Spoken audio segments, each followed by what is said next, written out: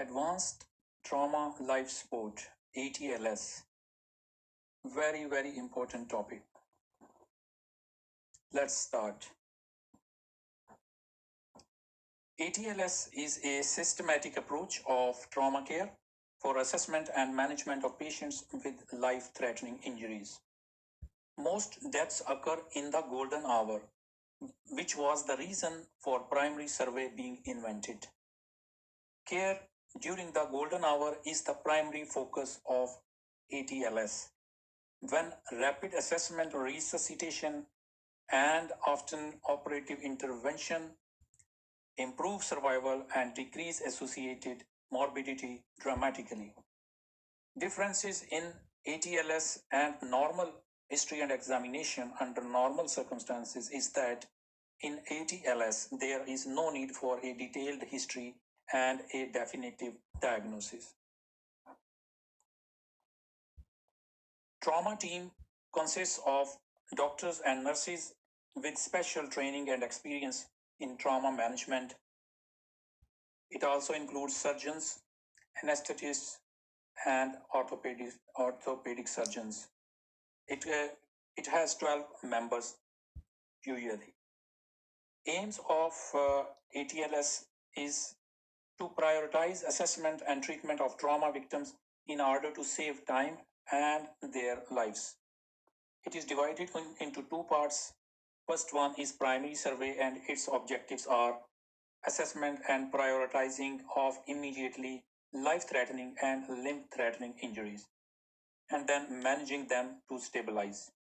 Secondary survey is done after the primary survey once the patient is stabilized, and its objectives are assessment of non-life-threatening and delayed life-threatening injuries by taking a detailed history and performing a thorough head-to-toe examination.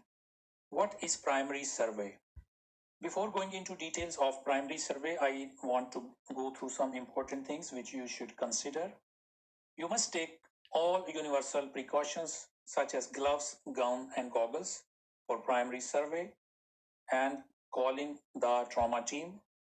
Then 5 things you must not forget in ATLS. Number 1 is ABCDE approach. Second is keeping an eye on monitors to assess vital observations, to consider neck injury and cervical stabilization, hypoxia and giving oxygen, and hypovolemia and giving IV fluid resuscitation at proper time with 2 liters of warm Hartmann's solution, 1 liter bolus within 10 minutes, and next 1 liter in the next 1 hour. Another thing is that keep monitoring the patient until the trauma team arrives, and keep the patient covered with a blanket to prevent hypothermia. Now coming to ABCD approach for primary survey. You must remember that loss of airway kills quicker than loss of breathing, which kills faster than circulation, which in turn kills quicker than disability. That's why this ABCDE approach is important. A stands for airway and cervical stabilization. B stands for breathing plus ventilation support. C is circulation plus control of bleeding. D is for disability, and E for exposure. So I will go into little bit detail of each of these. This is an ATLS algorithm. You can see A, B, C, D, E as I mentioned, and then you check for whether patient is conscious or unconscious, chest injuries, rib cage, bruising, then abdominal injuries, retroperitoneal or pelvic injuries, and neurological examination including motor and sensory examination, reflexes, and also sphincter tone to check for any spinal cord injury. And for spinal injuries, you need to log roll the patient and examine the spine from the back for tenderness of posterior processes and any bruising. You can only withdraw spinal precautions if the patient is alert and conscious.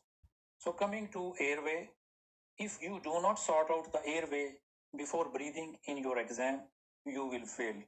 And in real life, the patient may die. So A comes first. What you need to do For airway assessment, listen for gurgling or stridor. Look for cyanosis, difficulty in breathing, and use of associated muscles.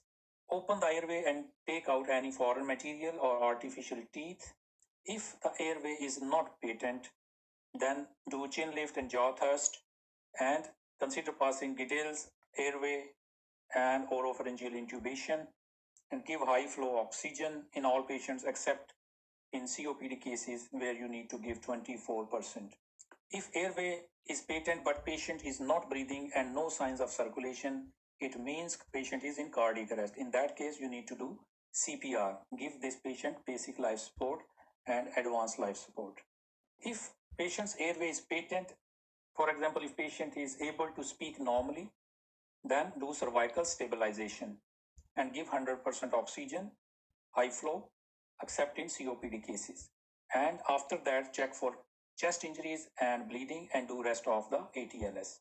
Coming to cervical stabilization, you must assume a cervical spine injury in all trauma patients. For all the major trauma victims, stabilize their neck to prevent any spinal cord injury happening if it is not already injured. There are two ways to stabilize. One is manual inline immobilization, which means someone holds the head in line with the body. The second one is triple immobilization. It includes hard collar, sandbags, and tape on the forehead, which should be attached to the table itself. Here you can see a patient with triple immobilization. This is for cervical protection.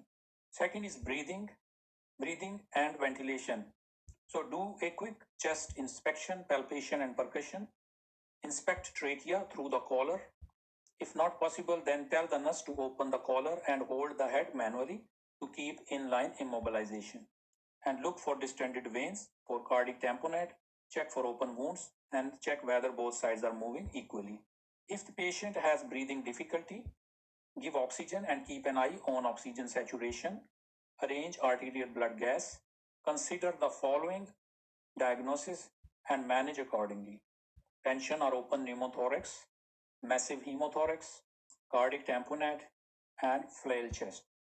Now coming to C, circulation. Only when you have sorted out airway and breathing, you can move on to circulation. C stands for circulation and bleeding control. Circulation checks have 5 parts. First is pulse or heart rate. You need to check for tachycardia and bradycardia. Then check blood pressure for hypotension. Skin color and temperature for cold, clammy skin and capillary refill, and signs of external bleeding. And fifth one is examination for internal bleeding. If the patient is hypotensive and tachycardic, always assume, unless proven otherwise, that patient is in hypovolemic or hemorrhagic shock. Remember, you cannot feel the carotid pulse with the cervical collar on. If you cannot see neck veins, open the collar with inline immobilization and check neck veins. If patient is in shock, you need to manage it first with oxygen. Tell the nurse to pass 2 IV large bore cannula in both antecubital fossa and start IV fluids, as I mentioned earlier, 2 liters warm Hartmann solution straight away. And recheck pulse and blood pressure on the monitor. Grouping and cross matching for blood transfusion should be arranged. Next is you need to check for any external bleeding. If there is, then do the following as necessary: direct pressure bandage, IV fluids, and wound repair. In an arterial bleed, all you need is applying pressure. You cannot apply clamps on arterial bleed because it may damage arterial intima and later it may require surgical repair. In venous bleed, you need apply pressure and then elevate the limb. After checking for external bleeding, then check for any internal bleeding by doing quick chest, abdominal, pelvic, and leg examination. Suspect intra-abdominal bleeding if there is abdominal skin bruising or wounds, abdominal distension, tenderness, rigidity, or guarding, and flank dullness. All these are signs of intra-abdominal bleeding and absent or sluggish bowel sounds. Signs of pelvic fracture, bruises, pelvic deformity, blood at the external urethral meatus, scrotal or perineal hematoma, and positive spring test. This test can dislodge clot or rupture more pelvic vessels, causing more bleeding. So do it only if absolutely necessary, and if you have some experience to do it. Do not try to move the patient's legs if spring test is positive. So if these signs are present, suspect a pelvic fracture. Signs of femur fracture: thigh swelling, bruising or deformity, and absent distal pulses. Do not try to move if a swelling is seen over the thigh. Be careful. Signs of spinal and spinal cord injuries. You need to do quick neurological examination to exclude spinal cord injuries. It includes motor and sensory examination, but you can't do sensory and motor if the patient is unconscious. However, you check reflexes in all four limbs, including plantar reflexes, and you can log roll the patient with the help of three other people and examine the back for any injuries and any spinal injuries. You need to do a parrectal examination to check the sphincter tone.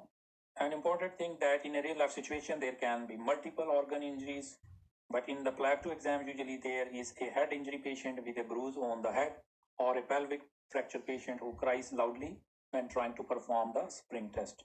What do you check when you are assessing disability? So for disability assessment, check for any of the following: level of consciousness by Glasgow Coma Scale, pupils reactivity with a torch, and head injury signs like swelling, lacerations or bruise on head and forehead or on the back of head, and any bleeding from nose and ears. And you also need to check blood sugar for disability assessment. Here is Glasgow Coma Scale. If Glasgow Coma Scale is less than 8, you need to do immediate intubation by informing the anesthetist. So you need to remember all these score. You can pause the video and check each component. Next is exposure. E for exposure. Exposure means expose the patient completely for examination, but keep covered with warm blankets to prevent hypothermia. And never forget to cover the patient at the end of the examination. Many candidates just forget to cover the patient at the end of the station. Don't do it. So after all the assessment, coming to specific management after initial assessment. So if head injury is suspected by low GCS score or a bruise on the forehead or back or any other signs of head injury, your management plan should be: inform the seniors immediately, start IV fluids, send blood for grouping and cross-matching, full blood count, urea and electrolytes, arrange for chest and pelvic X-ray series, arrange a CT scan of the head, insert a NG tube and urinary catheter, consider giving mannitol after consulting your senior, and surgery if the patient has intracranial bleeding, so inform the neurosurgical team.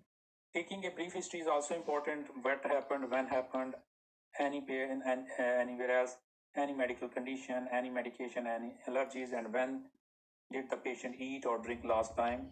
This is important if patient is going for a surgery. If the patient is unresponsive, then definitely you can't take any history. Management of intra-abdominal bleed: when you suspect by any abdominal bruise or wounds or abdominal distension, tenderness, rigidity or guarding, any flank dullness or absent or sluggish bowel sounds. So management plan is send the blood testing for full blood count, urea electrolytes, grouping and cross matching. Arrange 4 units of blood, check sugar, arterial blood gas, check clotting screen. Give IV fluids 2 liters of warm Hartmann solution, and arrange a blood transfusion immediately.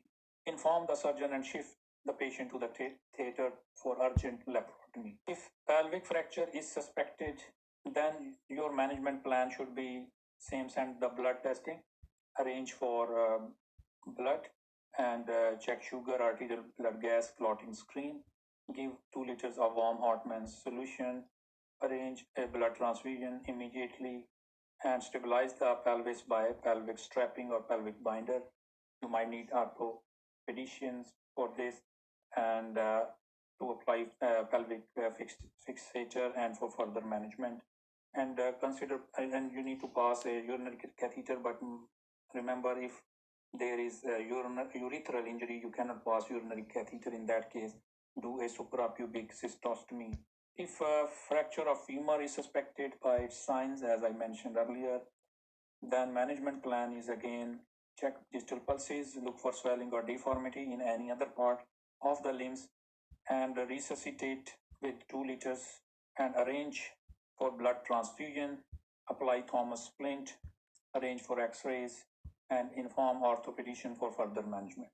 Diagnosis and management of cardiac tamponade and chest injuries. For cardiac tamponade, there is decreased level of consciousness, cold peripheries, dextriad, that is engorged neck veins, hypotension, and muffled heart sounds. Management plan is the patient can die if reduced cardiac output and not treated urgently. So you need emergency management, including oxygen, IV access, maintenance of fluid, and attached cardiac monitor. Defibrillator should be available, and definite management is pericardiocentesis by a senior. Difficulty in breathing and signs of chest trauma and abnormal chest movements indicate chest injuries. So management depend on what is the underlying type of injury.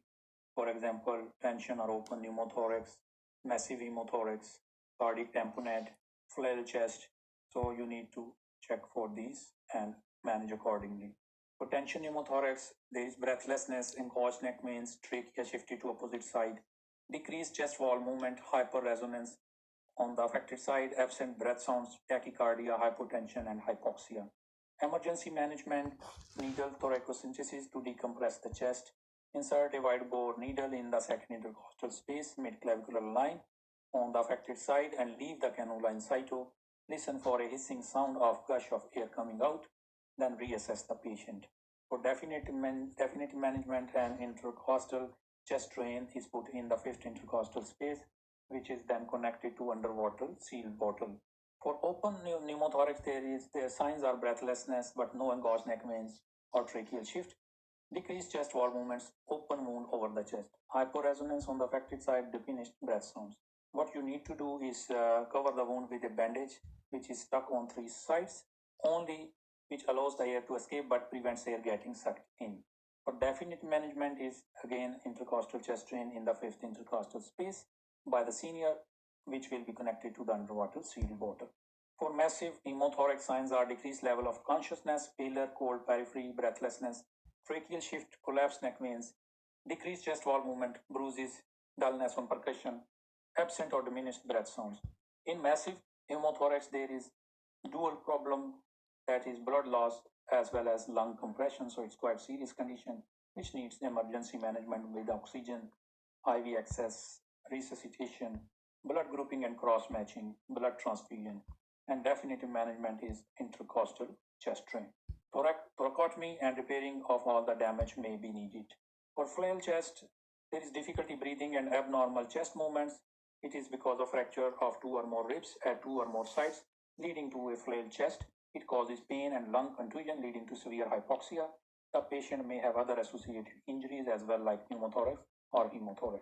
Management plan is oxygen, analgesia, fluid resuscitation, and strapping the segment. Patient may need IPPV and arrange for a chest X-ray.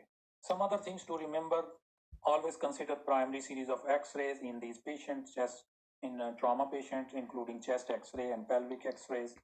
Consider passing NG tube. Consider passing a urinary catheter if no urethral injury, and do suprapubic cystostomy if urethral injury.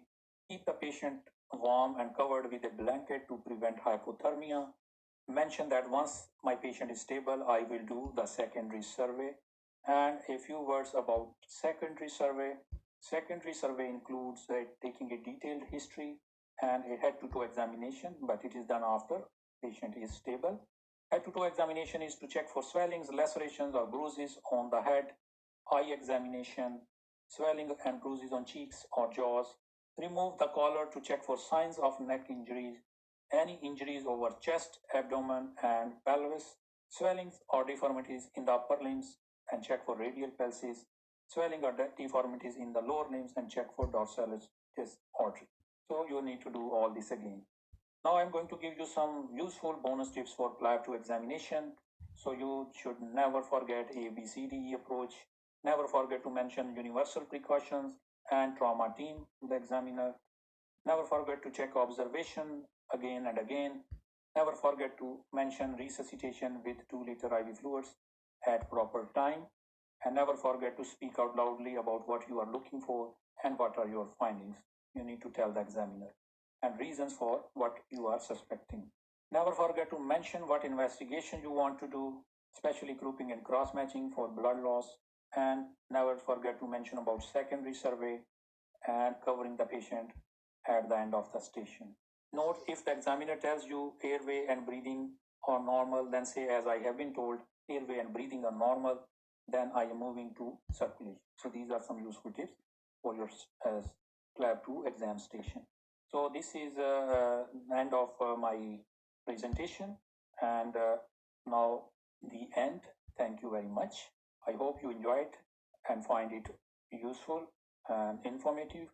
Don't forget to watch other Plab 2 videos on my YouTube channel. Subscribe to my channel, press bell icon, and touch the like icon if you find it useful. And don't forget to forward to other friends and colleagues. Thank you very much, and see you in the future with other useful videos.